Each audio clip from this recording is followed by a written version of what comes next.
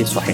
Selain daripada bacaan-bacaan ruqyah, bacaan mau'izat dan sebagainya itu, Nabi sebut khusus untuk kurma ajwah ini boleh mencegah sihir dan juga racun, kan. Jadi kita kena amalkan dalam keluarga kita sampai jadi benda tu jadi biasa sebenarnya, jadi biasa. Dan perkara ni memanglah, bila kita bagi dekat anak-anak kita pun tak habis, tak makan pun sebenarnya. Bismillahirrahmanirrahim. Alhamdulillah nahmaduhu wa nasta'inuhu wa nastaghfiruh wa nusalli wa nusallimu ala sayyidil anbiya'i wal mursalin wa ala alihi wa sahbihi ajma'in. Rabbi shrah li sadri wa yassir li amri wahlul 'uqdatam min lisani yafqahu qawli wa ba'd. Al-Fatihah. Bismillahirrahmanirrahim. Alhamdulillah. Iyyaka na'budu wa iyyaka nasta'in. Shiratal ladzina an'amta 'alaihim ghairil maghdubi 'alaihim. Amin ya rabbal alamin. Kebetulan sejak semalam ada lelah sikit. Saya itulah, kalau perubahan cuaca ni mendadak sangat kan, saya akan batuk tu dia akan lelah satu hari, lepas hari ketiga baik lah. Jadi hari ni hari kedua. Jadi tu, jadi dia penat sikit. Demam tidak, saya jaga. Kalau batuk je mesti dia akan berangkai dengan lelah lah, tapi tak lama, dalam satu hari. Kalau lama tu dia memang kira demam lah tu. Covid tak apa, negatif insyaAllah. Alhamdulillah, pada pagi ni dapat bersama-sama sekali lagi dalam fiqh sirah, dan kita masuk ke muka surat 712, iaitu ibrah yang terakhir yang dapat diambil daripada kewafatan Rasulullah sallallahu alaihi wasallam dan juga peristiwa sakratul maut tadi.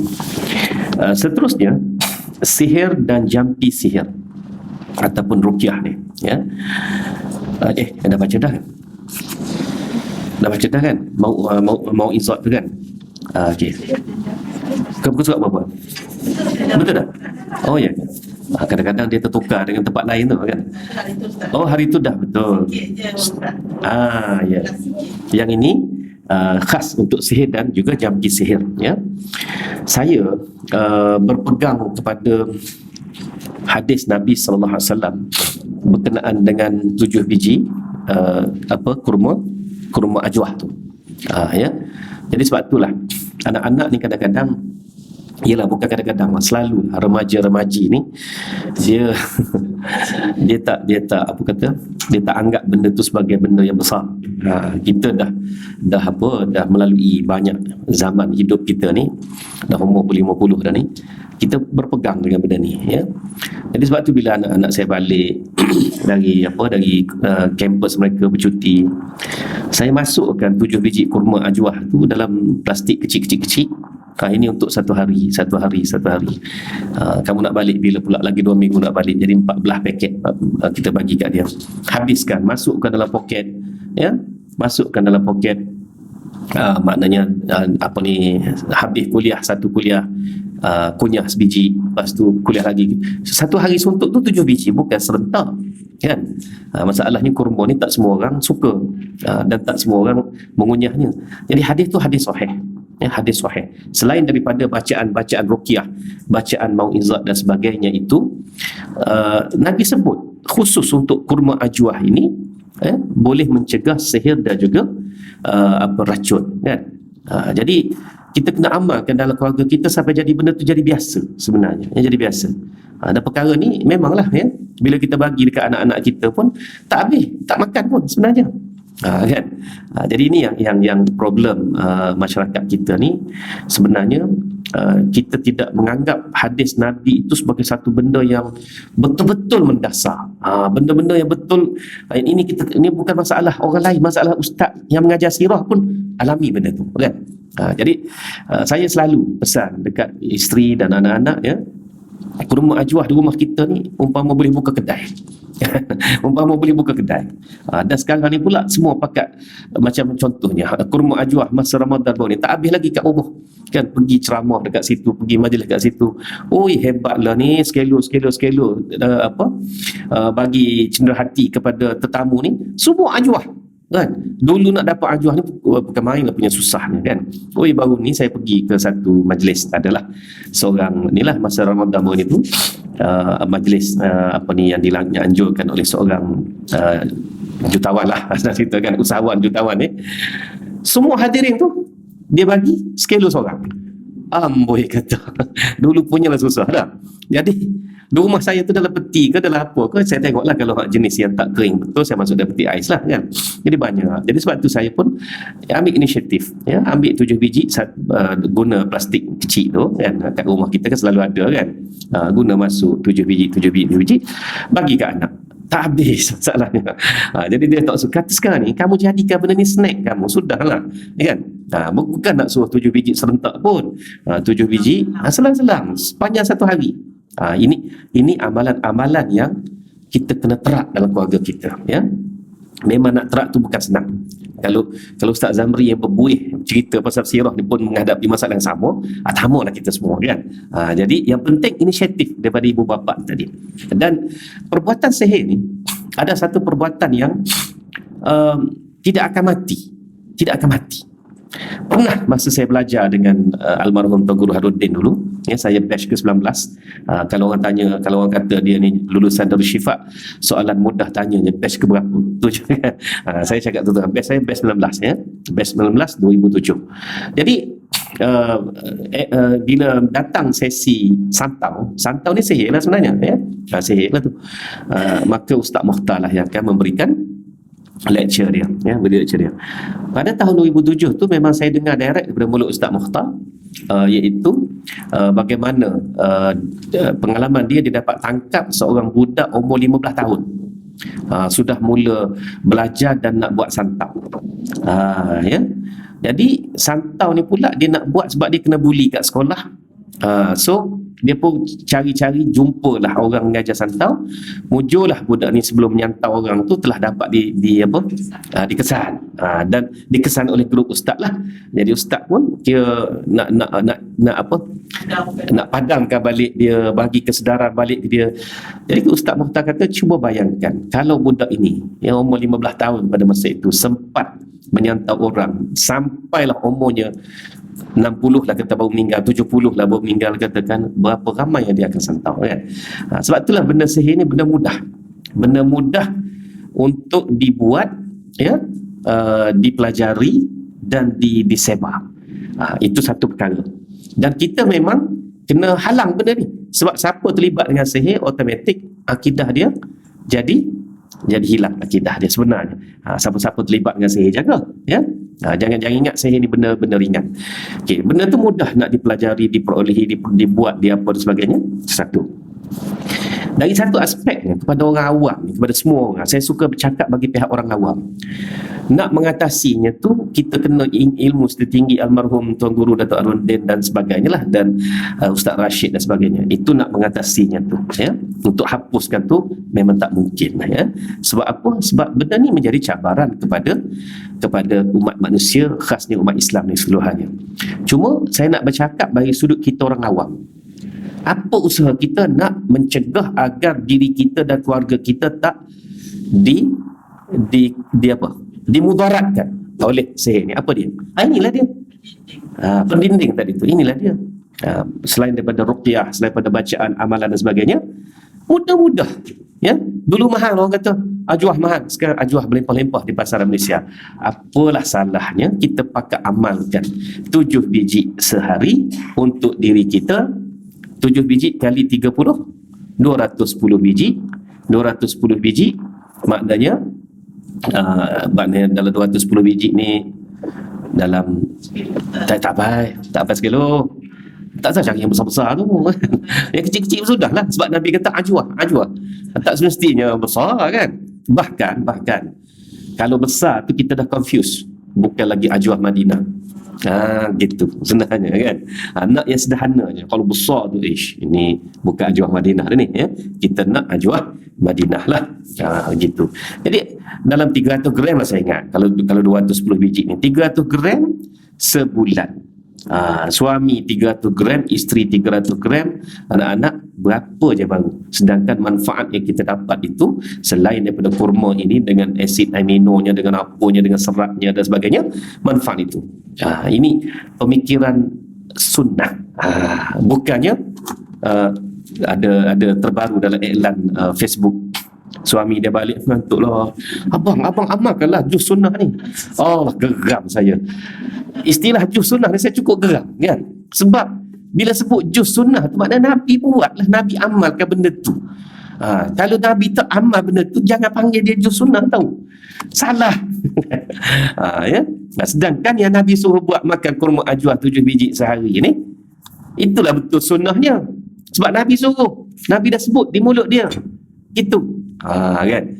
Jadi cuba kita pakat-pakat amal benda ni, tekankan. Ya, khasnya kepada anak-anak yang sudah nak berada jauh daripada lingkungan kita, masuk asrama sebagai contoh kan. Jadi kita pesankan, biarlah ya, saya tertarik juga macam Datuk Telah Hamzah kata, anak degil pahala ibu bapa bertambah. Sebab apa bertambah? Datuk kata gitu. Sebab kita selalu berlatih, selalu bernasihat. Kalau anak tak degil, sekali cakap dah dengar, kita tak ada pahala, kata dia. Betul juga kata dia. Betul tak? Tapi janganlah minta anak degil. Na'udzubillah. Gitu ya. Malu Datuk Telah Hamzah tu, orang ajuk dia. Baik. Yang utama digunakan oleh Rasulullah SAW dalam jampi-jampi ataupun ruqyah ke atas dirinya sendiri ialah mau'izat ataupun mau'uzat yang dilakukan oleh baginda untuk menghilangkan sihir yang dikenakan oleh Lubaid ibn As'am, seperti dalam hadis yang diriwayatkan oleh Bukhari dan Muslim. Ini ada hadis dia ya. So, hadis pasal Nabi kena sihir itu memang sahih. Memang sahih. Ada pernah satu ketika saya jadi moderator lah. Saya ni suka jadi moderator dengan Ustaz Fauzi Mustafa tu berebut nak jadi moderator kan dalam forum. Jadi satu ketika saya jadi moderator, ahli panel tu tak saya sebut siapa, 2 orang panel ditanya oleh seorang student ya. Seorang student, forum tu dibuat di sebuah IPT lah. Jadi dia tanya berkenaan dengan Nabi kena sihir ni macam mana Ustaz, minta huraian sikit. Ustaz ni boleh jawab selama cerita tak sahih, kita tolak je. Saya pun baik aku jawab soalan. Pandang tu masalah yang kadang-kadang tu kan. Jangan buat serba tahu ya. Kalau kata saya tak pasti, wallahu a'lam, mungkin saya akan menyampuk juga sebagai moderator. Ini dah ahli panel dah kata tak sahih, jadi tak usah terimalah cerita tu. Takkan saya pula sebagai moderator nak ceritanya begini daripada sekian-sekian. Malulah moderator ni ahli panel ni kan. Ini masalah dia ya. Kalau kita tak tahu, jangan terus tidak sahihkan ya. Jadi ada bendanya tu, ada cerita sebenarnya. Dan memang Lubaid ibn al-As'am ini seorang Yahudi yang telah menyihir Nabi sallallahu alaihi wasallam ya. Para ulama menyebutkan bahawa jumhur muslimin mengakui wujudnya sihir. Jumhur maknanya majoriti, sepakat ya bahawa sebenarnya sihir itu wujud. Sihir ada hakikat yang sama, ada seperti adanya hakikat pada perkara-perkara lain. Dalilnya ialah dengan hadis yang tersebut di atas di sebelum ini, dan ada yang disebut oleh Allah Subhanahu Wa Taala dalam Al-Quran. Dan sihir adalah suatu yang dipelajari. Itu dia. Dengan itu menunjukkan sihir itu adalah suatu hakikat. Maksud apa hakikat? Maknanya wujud sungguh. Sihir itu wujud sungguh dan boleh memberi kesan sungguh kepada kehidupan manusia yang tadi. Firman Allah Subhanahu wa taala, "Fayata'allamuna minhuma ma yufarriquna bihi bainal mar'i wa zawji." Maksudnya, maka mereka belajar dari kedua malaikat itu, Harut wa Marut, dan akan sihir yang dengannya dapat mereka memisahkan antara seorang suami dan seorang isterinya. Ini asal-asal sihir ni ialah untuk memisahkan hubungan baik manusia, suami isteri, kawan baik dan sebagainya. Itulah dia ya. Jadi sebab itulah berkenaan dengan Harut wa Marut itu tafsirannya juga panjang. Cukuplah sekadar kita ambil ayat ini dengan tafsir ringkas oleh almarhum Syekh Al-Buti, kerana kita baca kitab dia. Perbahasan itu cukup panjang sebenarnya ya. Apa yang fokus kita kat sini ialah sihir itu memang wujud, dan kewujudannya itu memang mengganggu manusia ya. Dan tinggal lagi manusia itulah yang boleh defend diri dia, wiqayah diri dia daripada sihir-sihir ni tadi. Surah Al-Baqarah ayat 102. Sedangkan perpisahan dan penceraian antara suami dan isteri adalah suatu yang hakiki seperti yang dia maklumi. Ada juga sebahagian orang yang merasa muskil terhadap perkara sihir. Yang kami perkatakan ini kerana dua sebab. Pertama, kerana sihir itu dengan zatnya yang terbatas, tetapi merupakan suatu hakikat yang sabit. Maknanya sihir ni terbatas, dia tidaklah benda tu wujud. Macam kita ni, kewujudan kita ni nyata, kan? Sihir itu tak nyata. Tetapi satu hakikat, mana betul sihir itu wujud. Maka kerana itu setengah-setengah orang menyangkakannya sebagai perkara yang ditolak, tidak diterima kerana kehendak dan keputusan tauhid, serta merupakan pembatas kepada taksir, ya, memberi kesan yang hanya kepada Allah semata-mata. Dia begini, Allah Ta'ala yang mengizinkan berlakunya segala sesuatu. Itu asas basic akidah. Okey. Sekarang ni kita cuba tinggalkan soal sihir itu dulu, ya. Soal gini, manusia yang suka mengacung, mengadu domba. Dia pergi dekat si suami, dia kata isteri kamu ni begini. Dia pergi kat isteri, dia katalah suami kamu ni begini. Akhirnya si suami ini bergaduh dengan isteri dia, ya, dan berlakulah penceraian. Okey, wujud tak wujud penceraian tu? Wujudlah, kan? Naik mahkamah lagi, kan? Wujud, kan? Siapa yang menjadi penyebab tu? Yang menjadi pengacung ni, kan? Okey, sekarang ni takdir Allah Ta'ala ni macam mana? Dia bercerai, kan? Jadi sekarang ni kita Ahlu Sunnah wal Jamaah ni mudah faham macam ni, kan? Allah Ta'ala mengizinkan segala sesuatu berlaku sekiranya kita tidak ada ikhtiar untuk mencegah perkara itu berlaku. Hak seorang hamba ikhtiar, hak Allah Subhanahu Wa Ta'ala menentukan. So sekarang ni kalau si suami ni dia berfikiran positif, betul ke orang yang mai cakap ni, kan? Betul ke orang yang mai cakap ni begini, aku kenal isteri aku ni sejak dari dalam kampus lagi, seorang yang baik. Isteri pula, betul ke suami aku macam ni, kan? Aku kenal suami aku ni seorang yang baik, ahli surau, kan? Jemaah surau sejak dari kampus lagi, kan? Itu dia. Lalu dia pun berjumpa ni, bila suami balik, isteri balik ke rumah, berbincanglah, ya. Berbincanglah suami isteri ni tadi. Ada orang kata abang ni begini. Saya tak percaya, tu cara nak tarik, kan? Tapi orang dah kata, macam mana tu bang? Suami pun kata, ada orang kata awak pun begitu. Saya pun tak percaya, kan? Tapi macam mana penjelasan? Okey, perbincangan antara suami isteri ini memberikan satu jalan yang jernih, yang baik, iaitu kedua-duanya mencegah daripada orang luar yang cuba mengadu domba mereka. Inilah usaha makhluk yang Allah Ta'ala redha dengan usaha itu, tak berlaku penceraian. Nampak? Saya bagi logik mudah je. Kalau dia balik tu, hari ni habis, yang isteri pula habis segala mangkuk pinggan kaca dan sebagainya, kan? Yang suami pula habis dengan kayu golf, tukar golf habis terbang, kan? Maka mana usaha kamu? Itu ke usaha kamu? Allah redha lah kamu bercerai, maknanya Allah tentukanlah kamu bercerai. Bukan kata Allah redha, ya. Penceraian ini benda yang Allah tak redha. Halal tapi Allah tak redha, kan? Itu dia. Abghadul halal adalah at-talaq, kan? Jadi berlakulah penceraian, diizinkanlah penceraian itu berlaku, ditentukan berlaku. Kenapa? Kerana kamu tak berusaha mempertahankan rumah tangga kamu. Inilah akidah yang basic yang sepatutnya kita belajar dan bagi faham kepada masyarakat umat Islam. Jelas tak yang saya cakap tadi tu? Gitu. Jadi sekarang ni cuba kita tukar yang pengadu domba kepada suami dan isteri itu kepada sihir. Itu je. Ya. Maknanya dia hantar sihir kat suami dia nampak isteri dia perangai hodoh je. Dia hantar sihir kat isteri pula, sebab sihir ni, istilah asal sihir ni maksudnya apa? Optical illusion, penipuan pandangan mata. Itulah sihir sebenarnya. Jadi dia hantar kat isteri pun nampak suami ni tak baik je. Baik. Usahanya apa? Usahanya mau izat baca, kurma ajwah tak tinggal. Usahanya. Jadi hantarlah 100 kali sihir pun, general sihir sekalipun, tak dapat tak dapat nak menembusi keimanan suami dan juga isteri. Kalau suami saja yang mengamal ataupun isteri saja yang amal, tak jadi juga. Kan? Jadi inilah dia usaha kita, dan Allah Ta'ala tentukan itu atas usaha kita. Ini sebenarnya isu akidah sebenarnya. Isu akidah. Kan? Boleh nampak kan? Simple. Ya.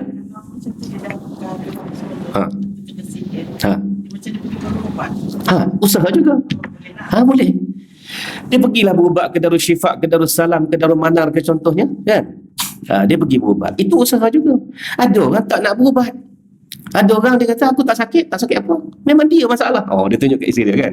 Jadi pegawai suluh ni pun sakit kepala. Tak nak kata apa. Memang dia masalah. Elok dia kata saya masalah ya tuan, ya. Dia tu bermasalah. Habisnya. Tak ada apa. Cubalah kawan ni pun nak bawa lah jumpa dengan ustaz-ustaz dah. Tak nak dengar. Mana tak ada usaha, tak ada ikhtiar. Betul. Ramai tak percaya. Ramai tak percaya bahawa sihir itu exist, wujud. Ramai tak percaya. Sebenarnya. Samalah juga dengan kes kurma ajwah tadi. Ada depan-depan mata saya sendiri, dia kata, kalaulah kurma ajwah ini mencegah racun, saya percaya. Sebab dia zat, sebab racun tu masuk dalam zat. Tapi kalau sihir, kaitannya kok mana? Saya kadang-kadang mari malah juga bahas. Saya kata apa? Tak tahulah, Rasulullah dah kata gitu tu, saya pun terima je lah. Tu saya malah dah tu. Saya malah dah tu. Sebenarnya ada kaitannya ada. Sihir tadi, apa dia? Optical illusion. Baik. Apabila kita ni tak sihat, apabila kita ni macam kita drive lah. Macam kita drive tengah drive ni nampaklah Fata Morgana tu kan. Jadi bila nampak Fata Morgana tu, mata kita pun kebetulan dah lesu dah, fikiran kita pun dah melayang, kita pun break tengah-tengah jalan sebab ingatkan lopak air. Betul tak? Bukan sekadar lopak air, nampak macam biawak melintah, walau hanya Fata Morgana kan. Maka hak belakang tung. Itulah banyak berlaku aksiden. So dengan makan kurma ajwah ni tadi, kita segar, sehat, mata kita pun cerah, molek dan sebagainya. Sebab itulah optical illusion tu tadi tak dapat mengganggu kita. Tu kaitan dia. Tapi bila dia dah tunjuk saya tak nampak gini, nak bagi kamu nampak berat laku. Macam suami isteri tu, dia kata dia nampak isteri dia tu buruk. Macam tu. Ya. Isteri dia nampak suami dia buruk. Yang jadi macam tu, Ustaz. Ada kisah sahabat Nabi. Saya ambil, tak saya sebut nama lah. Tapi kalau baca surah An-Nur, ada kisah dia. Ada kisah dia dalam kisah surah An-Nur ayat 6 sampai 10 tu yang memang sebut. Bacalah ya. Saya sebab apa saya tak nak sebut? Sebab saya memang menghormati sahabat-sahabat ini, dan apa yang berlaku pada mereka itu sebenarnya adalah satu contoh untuk kita pada hari ini ya. Ada dua sahabat lelaki yang telah menuduh isterinya berzina, dan dia nampak seorang lelaki, dan lelaki itu pula sebenarnya saudara dia berada di atas tubuh isterinya. Lalu dia pergi report ke Nabi SAW, isterinya berzina kan? Sebenarnya itu juga satu daripada ilusi, satu-satu perasaan dia, dan kebetulannya dia ni sudah tua. Dia sudah tua. Bila dia tua ni, dia melanda macam-macam lah diri dia ni, dan akhirnya bila di hadapan Rasulullah SAW, Rasulullah kata ada saksi? Tak ada saksi. Bila tak ada saksi, maka kamu sanggup bersumpah bersumpah 4 kali, syahadah 4 kali tu, laknat ke atas tu ya, ke atas kamu, sekiranya kamu ni bohong kan? Berani? Dia tak berani. Isteri dia pun kata, saya berani bersumpah ya Rasulullah bahawa tidak ada lelaki tindak atas tubuh saya. Mereka dia ya kan. Maknanya akhirnya bersumpah, dia kena sebat 80 sebatan. Ada kisah dia dalam ayat 6 sampai 10 surah An-Nur. Balik baca. Saya ambil tindakan tidak sebut nama sahabat lah. Jadi selepas dia disebat tu, dia diampunlah dosanya. Begitulah ya. Jadi sekarang ni itulah dia sebenarnya sihir ni tadi, tipuan pandangan. Pandangan yang menipu ya, ataupun ditipu ke, itulah maksud asal sihir ni tadi. Jadi perbuatan sihir itulah dia untuk tipu kita, tipu. Sama tak dengan orang buat magic? Mata. Dia silap mata tu kadang-kadang ada segi tipu sama dah. Dia sebenarnya kecekapan orang main silap mata tu kan, kecekapan dia main jari, main tangan gitu je. Jadi bab menipu tu sama dah, cuma bab sihir ke tidak tu wallahualam lah kan, gitu. Jadi kita sekarang ni faham konsep sihir itu dan kita faham kaitannya dengan akidah dan sebagainya dan bagaimana kita nak mengatasi itu, ya. Sebenarnya pada saya, orang duk belajar, orang duk bertengkar, saya dua-dua saya terima.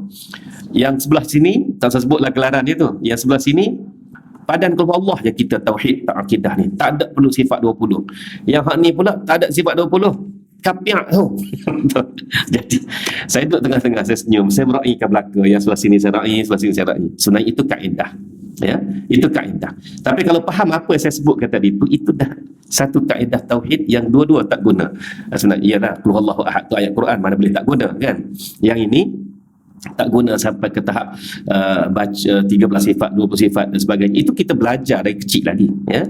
Itu kaedah belajar, kaedah metod untuk kita faham akidah. Jadi saya meraihkan dua-dua, ya. Tapi kalau tuan-tuan dan perempuan faham apa yang saya sebutkan tadi, nampak tak di mana peranan kefahaman akidah kita, peranan hamba Allah sebagai yang berikhtiar, dan juga Allah Subhanahu Wa Taala berikan kepada kita sebagai hamba dia ni apa boleh faham kan? Nampak tak? Gitu. Itu je cara mudahnya, ya. Okey. Jangan-jangan ya belajar sirah ni masuk bab akidah, bab tauhid semua sekali. Bukan belajar cerita saja. Okey. Yang kedua, dikatakan bahawa Rasulullah SAW pernah dikenakan sihir, maka dengan itu boleh direndahkan kedudukan nubuwah Nabi SAW dan boleh meragukan orang ramai pada sangkaan mereka. Jadi dia kata kalau cerita ni sahih, maka rendahlah martabat Nabi. Nabi pun kena sihir kan.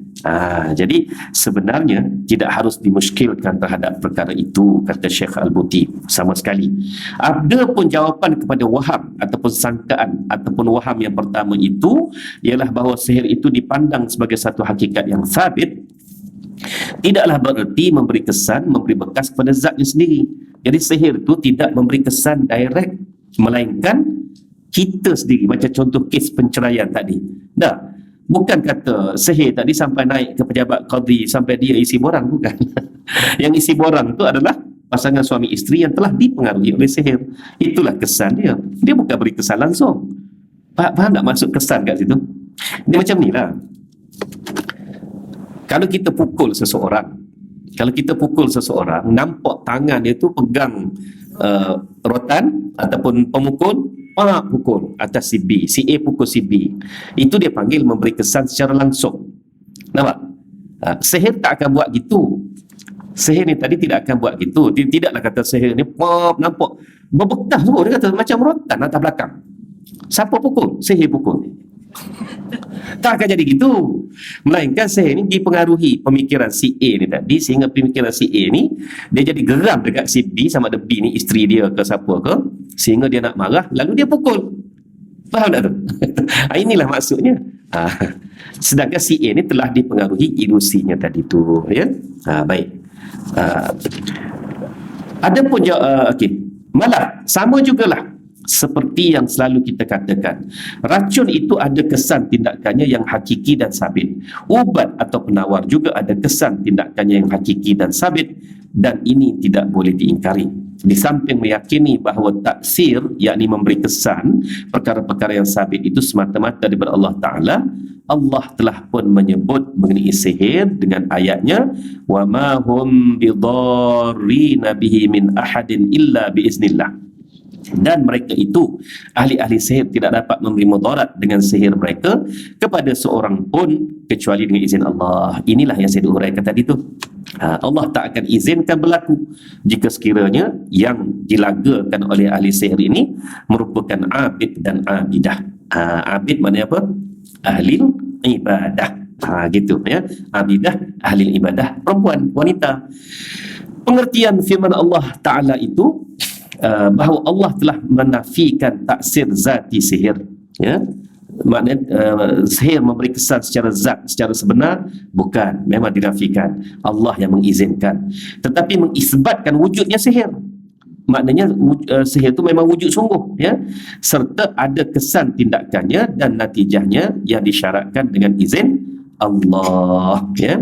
Jadi kepada Rasulullah SAW, kenapa Allah izinkan juga berlaku sedangkan dia Rasul? Nak beri pengajaran kepada kita bagaimana proses penyelesaiannya. Okey, gini, kita tinggal sekejap bab sihir ni, ya, kepada mereka yang mengatakan kalau benda ni berlaku pada Rasulullah, maka rendahlah martabat Rasulullah SAW, kan? Baik, Rasulullah SAW hampir melafazkan cerai juga kepada isteri-isterinya, ya, akibat dah masing-masing cemburu. Peristiwa itu dah berlaku apabila Nabi berkahwin dengan Sofiyah. Sofiyah ini orangnya tubuh genit rendah begitu, ya, Yahudi. Jadi memang dah lumrah dah kita ni, ya, bila masuklah seorang bangsa lain dalam masyarakat kita, dia akan nampak, contohnya sekian banyak ni wanita Melayu ni bukan tak cantik, comel-comel belaka, kan? Masuklah Mek Saleh seorang masuk seorang, semua pakai kata orang tu cantik. Sebab apa? Sebab dia berbeza daripada orang lain, tu je. Sebenarnya dah lumrah. Jadi Sofiyah ni kan keturunannya Yahudi, jadi sudah tentulah berbeza daripada isteri-isteri Nabi yang lain-lain tu yang Arab, semuanya Arab, ya. Jadi cemburulah, nampak macam Nabi ni sayang kepada Sofiyah lah, apalah dan sebagainya, sehingga kan ada yang duduk sebelah Sofiyah, ada yang duduk sebelah Hafsah. Jadi tuan-tuan dan puan-puan, berlakulah cemburu. Adakah ini merendahkan martabat Rasulullah SAW? Tak, kan? Nah, apabila Rasulullah hampir menceraikan isteri baginda, nak mendamaikan, cerai semualah, kan? Adakah itu merendahkan martabat Nabi? Peristiwa yang berlaku pada Nabi SAW itu dilihat dari sudut bagaimana Nabi menyelesaikan kemudiannya. Bukan senang nak lafazkan talak, nak lafazkan cerai ni tadi. Banyak pertimbangan, perbincangan dan sebagainya. Dan Nabi ditegur pula, ya, melalui suatu talak dan suatu tahrim oleh Allah Ta'ala. Tegur di situ bukan lemahnya Nabi. Tegur di situ sebab belum ada cara penyelesaian daripada Al-Quran tentang kes nak mendamaikan rumah tangga ni tadi. Bila turun ayat itu, jadilah ia seperti menegur Nabi, sedangkan ayat itu membawa hukum, membawa kaedah ini bila nak selesaikan isu, bila bergaduh rumah tangga ni tadi. Jadi kita lihat Nabi SAW melaksanakan 100% apa yang Quran buat, Quran suruh buat tu, itulah menaikkan martabat Nabi SAW. Dia kena nampak kot tu, kan? Jangan nampak ikut selapis saja, ya. Bagaimana cara menyelesaiannya? Kalau tidak kerana peristiwa ini, bagaimana kita nak mengetahui cara penyelesaian menghadapi sihir ni tadi? Dan Nabi SAW sendiri pun berpesan kepada kita, khusus dalam kes kurma ajwah tadi, sebut sihir dan racun. Nampak? Itu dia pengertian firman Allah Ta'ala. Dah menafikan taksir zati sihir, tetapi mengisbatkan wujudnya sihir. Adapun jawapan kepada sangkaan dan waham, dah baca. Tidak kepada akal, hati dan iktikadnya, maka diubatinya kesan-kesan sihir itu sama seperti baginda mengubati penyakit-penyakit lain yang menyerang tubuh badan manusia yang memang terdedah kepada penyakit pada bila-bila masa pun, ya. Tubuh badan kita ni memang terdedah kepada penyakit bila-bila masa pun. Tinggal lagi kita ni pandai ke tidak untuk mencegah jangkitan tadi, ya. Jadi sama ada cegah tu melalui makanan-makanan berzat, berkhasiat, ataupun melalui kaedah-kaedah seperti contoh kita berduduk berjarakkan sepanjang COVID baru ni, kan. Rupa-rupanya duduk berjarakkan itu Ibn Sina telah amalkan lebih kurang 700 tahun yang lampau, ya. Kaedah bila duduk berjauhan, maka kuman yang keluar daripada mulut seseorang ini ataupun pernafasan seseorang ini, dia akan mati. Dia tak sempat sampai kepada destinasi tadi. Itu contohnya, kan.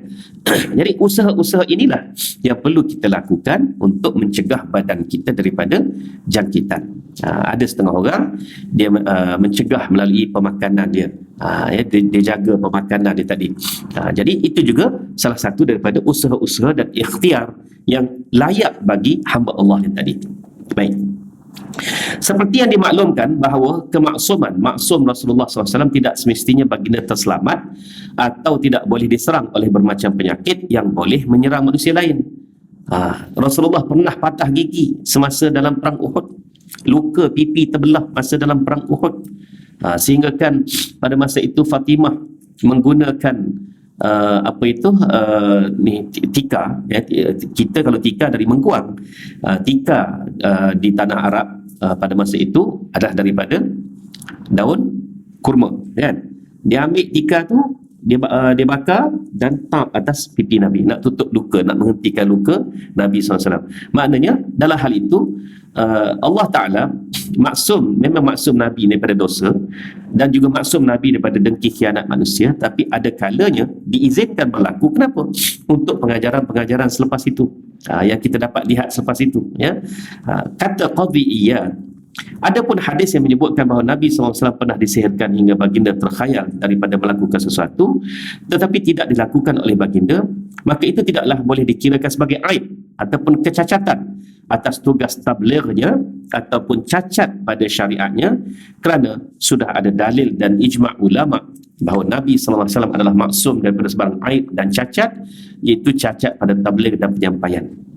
Tak pernah ada dalam Al-Quran ke dalam hadis ke yang Nabi ni bercakap dalam keadaan khayal sehingga kan maksudnya jadi lari. Tak pernah ada, dah ijma' dah benda tu ya, dah dikesan oleh para sahabat dan sebagainya. Cuma yang Nabi terkhayal, aku rasa macam dah buat tapi tak buat, benda-benda yang melibatkan manusiawi, seperti contohnya aku rasa seperti aku dah makan tapi sebenarnya belum makan. Itu saja benda-benda yang manusiawi tadi. Malah itu hanya merupakan perkara-perkara dunia yang boleh datang kepadanya dan itu tidak harus diberi perhatian serta tidak sepatutnya ditonjol-tonjolkan. Samalah juga seperti kedatangan penyakit atau sebarang bala kepada manusia, maka tidaklah jauh bezanya dengan apa yang disihirkan kepada Nabi SAW hingga terkhayal perkara yang tidak ada hakikat padanya, kemudian hilang khayalan dan keraguan daripadanya sebagaimana yang telah berlalu ya.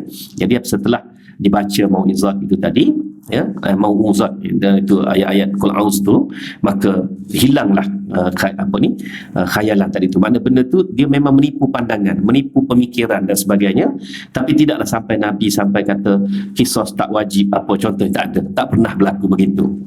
Saya, yakni pengarang, yakni Syekh Muhammad Said Ramadan Al-Buti berkata, dan itu samalah seperti yang berlaku pada orang yang tenat mengidap penyakit demam.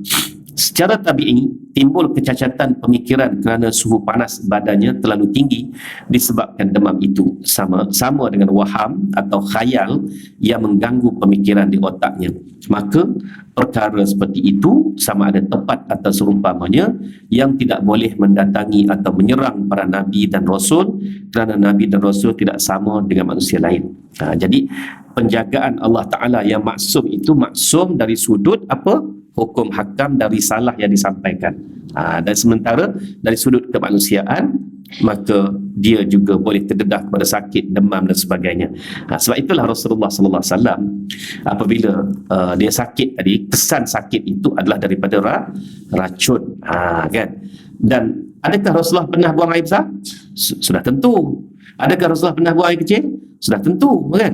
Yang itu tak boleh tidak. Dah minum air mesti akan keluar, dah makan mesti akan keluar, kan? Itu. Sedangkan yang maksum ni tadi ialah bagaimana tabligh, iaitu penyampaian risalah itu tidak pernah tercacat dan Allah menjaga hal itu. Itu kita kena faham dalam bab itu ya. Adapun mengenai berita Nabi SAW disihirkan, sebenarnya adalah merupakan perkara yang dihitungkan dalam perkara-perkara yang mencarikan adat yang dianugerahkan oleh Allah Subhanahu Wa Taala kepada Rasulnya sallallahu alaihi wasallam, kerana Rasulullah SAW yang menjadi sasaran sihir itu tidaklah merupakan suatu kecacatan pun kepada baginda ya. Malah lebih tegas merupakan satu dalil baru di antara dalil-dalil pengurniaan Allah kepada baginda yang berupa perlindungan dan penyelamatan terhadap baginda daripada kesan sihir. Ada orang kesan sihirnya itu lama kan, sampai ke tahap nak pulih dia tu sampai dia tanya. So, memang saudara saya sendiri ya, dia memanglah prosesnya lama lah, akhirnya dia sedar. Lepas dia sedar tadi tu, kesan lama tu dia dah boleh bercakap baik, tapi dia tak kenal orang sangat dan perlu kita install balik dalam minda dia. Ni siapa? Ni Abang Zamri ni. Oh, Abang Zamri ni anak siapa? Anak Pak Muda Bidin. Oh, Pak Muda Bidin duduk rumah situ. Jadi kata kesiannya teruk benar dia kena ya. Dia macam sihir tu, dia boleh hilang ingatan sebab apa? Macam tadi, akibat demam. Kesan demam tu kerana suhunya menyebabkan otaknya tu tadi tu tak dapat nak install lah, nak restore kan. Jadi kita bantu dia restore. Jadi kesan dia boleh menyebabkan demam tadi tu seperti tadilah, sihir dia menggunakan santau ke apa, sebenarnya santau lah, yang saudara saya ni kena santau gitu ceritanya ya. Memang memuntah darah tak sedar apa semua sekali tu, berbulan-bulan sampai cuti pun terpaksa minta habis cuti dan sebagainya begitu sehingga dia pulih balik. Alhamdulillah sekarang ni pulih lah ya. Jadi kita terpaksa install dalam minda dia oleh kerana dia dah luka banyak dan sebagainya. Sebab santau ni dia main benda-benda yang tajam-tajam, kaca ke, miang buluh tu dia boleh kutip, dia boleh tu macam-macam lah. Kita kena miang buluh tu saja berhari-hari dah batuk kan. Bayangkan jika dia menggunakan medium sihir ni tadi, memasukkan dalam paru-paru dan sebagainya, bayangkanlah kan. Gitu. Jadi kena santau. Jadi kita bantu dia balik. Abang aku nak kata sebenarnya saya muda daripada dia, tapi saya ni dikenali di kampus sebagai abang. Nak macam mana? Sebab dua beradik je, daripada kecil tu nak dapatkan adik nombor 3 tu lama. Jadi sebab tu saya di kampung dikenali dengan abang, dan nombor 2 tu adik. Abang adik abang dia kata, abang lah kata, ngakulah aku tua pada dia kan, sampai hati. Jadi benda ni kita cuba fikir, kita cuba kaji balik kenapa jadi macam tu dan sebagainya. Rupa-rupanya kok mana pun mau'izat ataupun mau'uzat ini tadi telah Allah Subhanahu Wa Taala berikan kepada kita, dan Nabi tunjuk. Nabi baca je Quran Surah Falaq dan Nas itu terus hilang. Tidakkah itu merupakan suatu mukjizat? Gitu kan. Manakala kena pada orang lain, berbulan-bulan pula dia nak restore itu tadi tu kan. Berbulan-bulan nak restore. Ada seorang saudara ni dia balik kerja di rumah sewa dia tengok pokok pisang tu tumbang. Pokok pisang tu tuan rumah punya lah. Jadi dia pun potong tu, dia pun pikul atas bahu dia. Pikul atas bahu dia nak pergi buang batang pisang. Lepas buang tu baru dia perasan di batang pisang tu ada belitan benang. Cerita. Lepas dah dia humban dah masuk tu, dia pun benang apa berbelit-belit. Lepas tu balik duduk tak lama, mati sebelah tubuh. Ini saudara saya juga ni, mati sebelah tubuh, tumbang sebelah tubuh, tak sempat pergi pejabat dan sebagainya ya. Berbulan-bulan juga proses nak pulih balik, tapi fikiran dia tak hilang lah. Cuma dia lembek sebelah tubuh. Doktor kata ini bukan stroke. Doktor cek bukan stroke. Masa tu muda lagi dia ya, muda lagi, memang bukan usia stroke lah, senang ceritanya. Lepas tu dia berubat dan macam-macam berubat lah, termasuk Darul Syifa pun dia pergi juga dan sebagainya. Sihir. Jadi lepas saya belajar baru saya perasan kenapa ayat Quran Surah Falaq, Quran Surah Nas tu 11.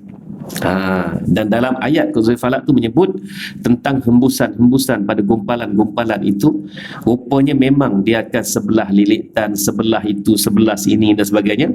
Jadi ayat mau'uzat itu memang 11 Quran Falaq dengan Quran Surah Nas itu ya. Dan mereka ni menggunakan itu, teknik dia dah. Maknanya teknik ni sejak dulu lagi lah, sejak daripada zaman-zaman, entah zaman siapa lagi. Tapi Quran dah ajar kepada kita tentang bagaimana nak mengatasi benda ni tadi. Jadi tak adalah sempat nak tanya dia, sebab benda tu berlaku masa saya pun tak belajar apa lagi. Saya masih sekolah lagi masa tu ya. Jadi sebenarnya benang, baru saya perasan benang tu mungkin dia dah lilit 11 benang. Sebab tu kalau nampak benang-benang yang macam tu, jangan pegang lah. Jangan pegang ya. Gitu. Dan ni ada satu saya kongsikan lah ya. Saya kongsikan, ni amalan saya juga ni.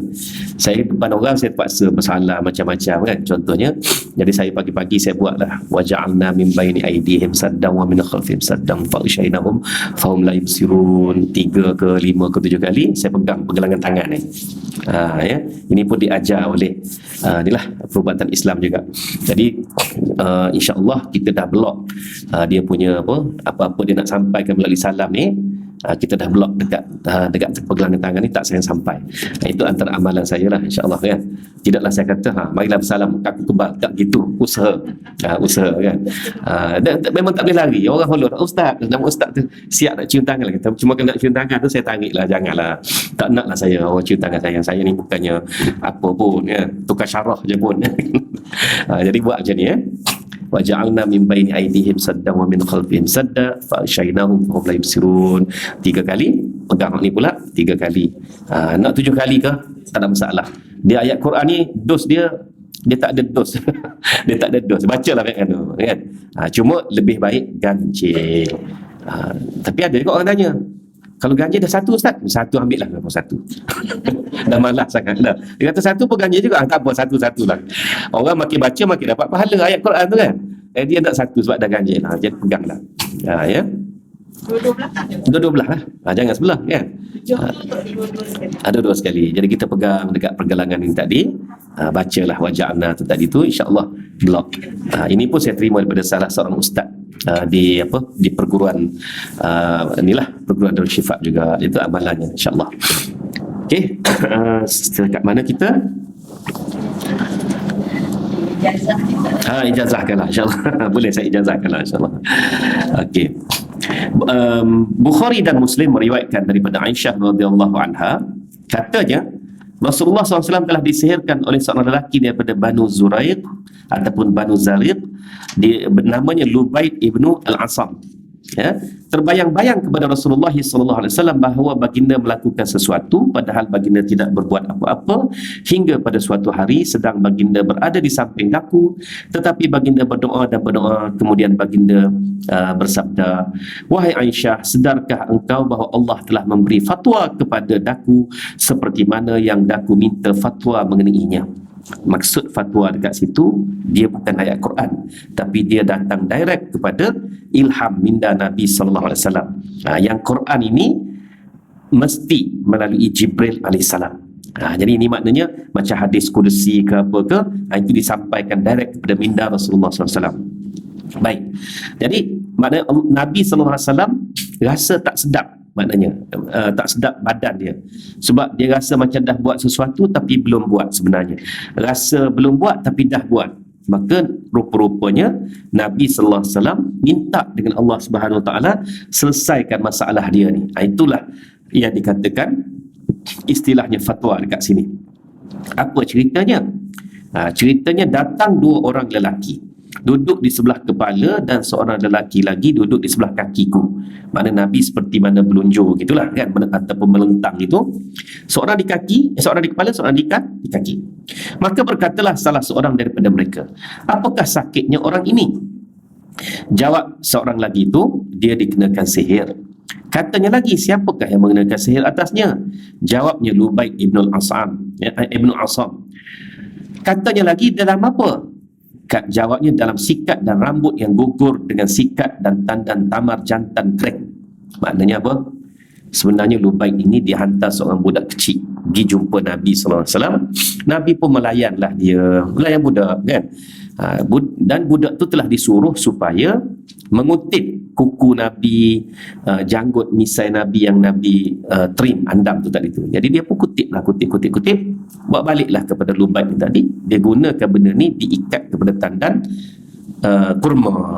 Itu cara sihir ni tadi, diikat pada tandan kurma. Lalu terkenal sihir itu kepada Nabi SAW. Nabi tak tahu budak tu sebenarnya diutuskan oleh Lubaid ini. Itu kisah dia. Sebab itu kita kena jaga rambut dan kuku kita ni ya. Tanam kalau nak buang dalam bako sampah pun seelok-eloknya bungkus, letak betul-betul kat bahagian dasar ke, ataupun letak, jangan sepah-sepah gitu sebenarnya ya. Samalah rambut kita pun. Ini hadis ni memang Datuk Harun Din almarhum baca detail ni hadis ni dalam salah satu kuliah di Darul Syifa.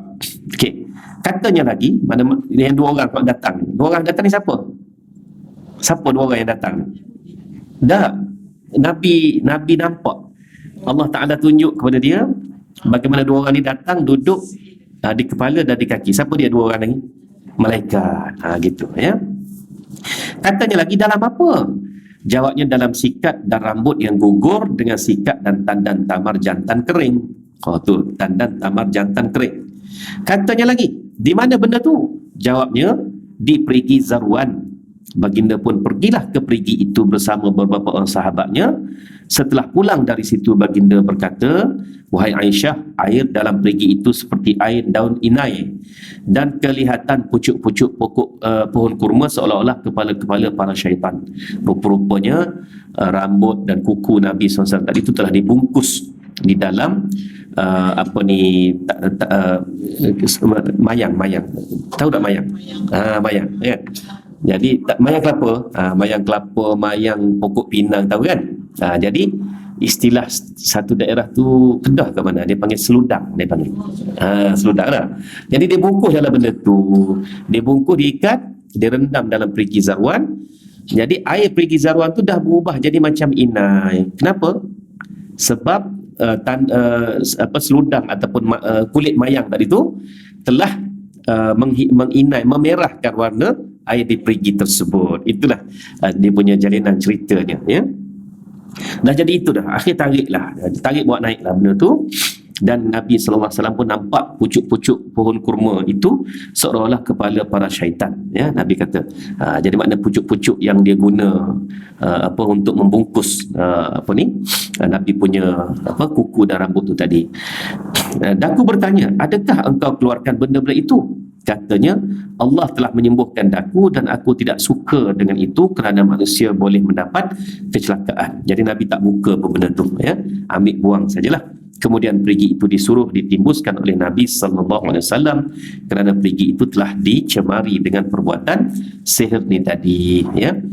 Jadi anda dapati hadis ini dalil pemeliharaan Allah Subhanahu Wa Taala akan Rasulnya lebih banyak daripada sifatnya sebagai dalil kepada gangguan yang dikenakan kepada baginda pada tubuh badannya atau di mana-mana yang ada kaitannya dengan sifatnya seorang manusia. Jadi nampak kan bagaimana Allah Taala datangkan malaikat, terangkan perkara ni, dah jadi ilmu pula untuk kita. Jadi inilah yang sebenarnya mukjizat berbanding dengan serangan sihir itu tadi yang tidak seberapa pun kepada Nabi sallallahu alaihi wasallam. Jadi di mana yang dikatakan peristiwa ini mencacatkan maruah Nabi sebagai seorang maksum? Tak adalah kan? Itu yang dibahaskan. Ya baik. Jadi okey, ada satu lagi soalan. Yang tinggal hanya satu lagi yang boleh membawa kepada kemusykilan, iaitu bagaimana hendak membezakan mukjizah ilahiyah dengan sihir dalam keadaan begitu. Kalau sihir juga ada hakikatnya, ya. Baik. Sesungguhnya mukjizah yang berlaku di tangan Nabi sallallahu alaihi wasallam ada hubungannya dengan dakwaan dan pengakuan nubuwah kenabian untuk dijadikan dalil kepada kebenaran dakwaannya. Tetapi sihir adalah sebalik itu. Ahli sihir tidak mendakwa dirinya sebagai nabi dan tidak juga mengaku dirinya sebagai ahli sihir. Itu yang pertama. Ya, kenabian ini ada orang yang mengaku dia sebagai nabi. Dan ahli sihir tak ada pun dia mengaku saya seorang ahli sihir, tak, kan? Dia bahkan merahsiakan dia ni ahli sihir. Okey. Walaupun ahli sihir ada hakikatnya seperti yang kami jelaskan, tetapi hakikatnya tidak boleh melewati batas-batas yang tertentu dan tidak boleh untuk sampai ke hingga dasar segala hakikat. Sihir tidak boleh mengubah jauhar sesuatu benda seperti yang diibaratkan oleh Allah Subhanahu Wa Taala mengenai sihir yang dilakukan oleh ahli-ahli sihir Fir'aun.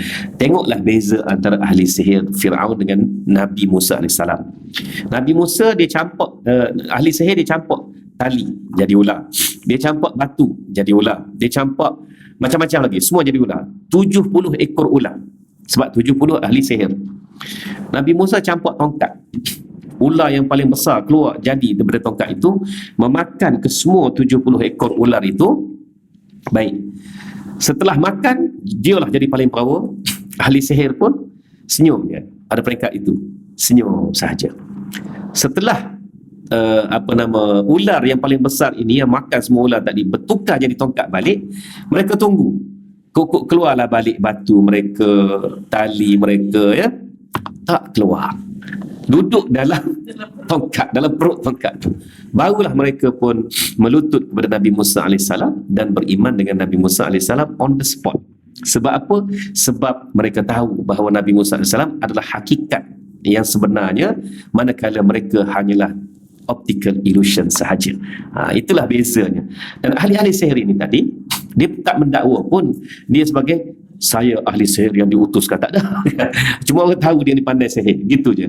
Nabi Musa mendakwa akulah Rasulullah. Begitu. Ya, itu bezanya antara mukjizat dengan kesan ahli sihir. Allah juga menyatakan bahawa Musa dapat melihat benda-benda itu pada sifatnya yang asal, yakni tali-tali itu sebenarnya tidak bertukar ular. Yang berubah ialah penglihatan orang-orang yang melihatnya kerana perbuatan ahli sihir itu. Nabi Musa nampak semua tu, tali, batu ke apa, semua nampak. Sebab Nabi Musa tidak disihir. Ada baru ni dalam satu artikel tabloid ni lah, ya kan, tabloid yang medsos ni, dia kata dia bawa lah anak dia ni ke satu orang bomoh yang membedah batin. Satu orang bomoh yang membedah batin, ya. Kemudian saya tak ingat saya baca di medsos mana, bedah batin, semua orang lain pakat nampak bedah batin. Maknanya memang bedah, guna jari dia, guna kuku dia, semua keluarlah batu karang daripada anak dia ni. Suami dia nampak, anak-anak dia nampak. Dia ni tak nampak. Dia duk nampak anak dia terlentang kat situ. Tok bomoh tu duk mundar mandir sampai selesai. Gitu, ya. Kemudian Tok bomoh suruh dia basuh tangan lah. Sebab tangan dia berdarah. Mana tangan saya berdarah? Tak darah apa pun. Bila dia balik cerita, semua pakat tak percaya. Kan? Rupa-rupanya sepanjang kawan tu duduk bedah batin kononnya itu, dia duduk baca ayat kursi. Jadi sihir tak dapat nak menembusi, menipu mata dia. Samalah seperti dengan Nabi Musa AS. Orang ahli sihir caput tali, nampak ular, kan? Nampak ular. Nabi Musa dah nampak tali tu. Orang lain semua pakai nampak ular, kan? Gitu. Itulah sebenarnya sihir ni tadi, hakikatnya optical illusion sebenarnya, ya, penipuan pandangan. Falamma alqaw saharu a'yunan nasi wastarhabuhum waja'u bisihrin azim. Mereka telah mengenakan sihir ke atas penglihatan manusia, dan mereka pertakutkan manusia, dan mereka bawa sihir yang besar. Surah Al-A'raf ayat 116. Tuan-tuan dan puan, gunalah bahagian ini untuk pengetahuan sihir. Dah pada saya lah, kalau tuan-tuan dan perempuan ni boleh baca dan faham dan sampaikan balik bahagian dari muka surat 712 sampai 717 ni, dah boleh 718 dah boleh beritahu dah kepada ahli keluarga berkenaan dengan hakikat sihir ni apa sebenarnya, ya. Dalam sebenarnya pembicaraan ini pada saya cukup dalam dan cukup detail oleh almarhum Syekh Al-Buti. Kesimpulannya mengenai silap mata hingga tidak dapat melihat yang hakikat atau tali-tali yang sebenarnya, itu adalah peranan sihir yang dikenakan kepada mata. Itulah tahqiq yang menguatkan alasan kepada anda juga bahawa hubungan sihir itu selalunya dengan fizikal, tubuh badan atau anggota atau panca indera manusia, hingga dengan sebab sihir maka pandangan atau perasaan berada di tempat yang bukan hakikatnya, ya. Jadi kalau kita tidak cukup pertahanan diri, maka sudah tentulah mata kita akan ditipu. Dan kalau kita pertahanan diri yang kuat, jadilah kita Nabi Musa, seperti Nabi Musa yang dapat melihat sebenarnya ada 70 utas tali, batu dan sebagainya yang dicampakkan oleh ahli-ahli sihir tu tadi, ya. Dan juga makcik yang melaporkan tentang penipuan seorang bomoh belah batin tu lah. Dia, orang lain semua nampak Tok bomoh tu macam songong. Sedangkan dia duk nampak Tok bomoh tu gi mari, tak buat apa-apa, anak dia terlentang kat situ, sampailah Tok bomoh tu kata okey, selesai. Lap lah, dia kata lap lah darah tu, ya. Lepas tu pergi basuh tangan. Dia kata nak lap apa? Benda luka pun tak ada, darah pun tak ada. Apa nak lapnya? Dia duduk bergaduh dengan Tok bomoh tu, kan. Itu jadi dia ceritalah kepada satu wartawan ini, dan wartawan ini masuk ke dalam satu, saya tak ingatlah, dia lalu-lalu gitu je. Tapi sebenarnya Ayatul Kursi memang antara kalaulah kita belajar di Darul Syifa ni, tak boleh lari daripada Fatihah dengan Ayatul Kursi. Ini asas kepada ilaj dan perawatan, ya. Kalau tak baca dua ni, memang dia macam hilang dia punya kepala dia lah, kepala perawatan tu tadi. Dan memang Ayatul Kursi ni insya-Allah kalau siapa amalkan, dia akan terlindung daripada pandangan mata penjahat-penjahat dan juga sihir-sihir ni tadi, ya. Wallahu a'lam, ya. Ijazah kala tu insya-Allah. Ijazah ada dalam buku. Ada pula lepas ijazah tergelak dah. Nah, maknanya benda tu tak perlu ijazah pula.